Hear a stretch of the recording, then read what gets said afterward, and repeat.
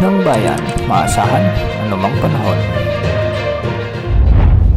Magandang araw po sa ating lahat. Narito ang update sa lagay ng panahon ngayong araw ng Miyerkules, August 21, 2024.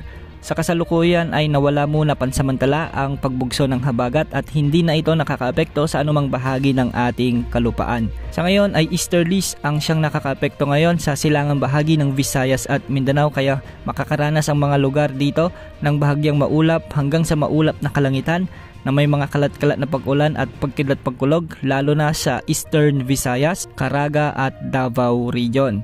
Posible ang mga pagbaha at pagguho ng lupa, lalo na kung may mga severe thunderstorms. Samantala sa natitirang bahagi ng ating bansa ay makakaranas naman ng bahagyang maulap hanggang sa maulap na kalangitan at may mga isolated rain showers at thunderstorms. Dulot naman ito ng mga localized thunderstorms, lalo na pagsapit ng hapon at gabi.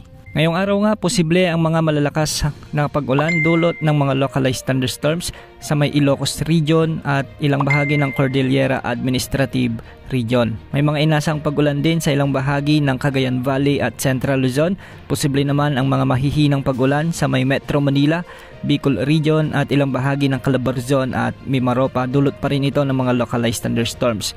Samantala sa natitirang bahagi naman ng Visayas, asahan din ang mga kalat-kalat na pag-ulan at mga pagkidlat-pagkulog, dulot naman ng mga localized thunderstorms kasama na ang ilang bahagi ng Zamboanga Peninsula, Northern Mindanao, Sorsogon at Bangsamoro Region. Samantala isang low pressure area naman ang nagbabantang maging bagyo at namataan ito sa may malapit sa Guam. Hindi naman inaasang papasok ito ng ating area of responsibility, ngunit kikilos ito ng pahilaga at bahagyang lalakas sa mga susunod na araw. Wala naman itong magiging direktang epekto sa anumang bahagi ng ating kalupaan hanggang sa susunod na 3 hanggang 5 araw.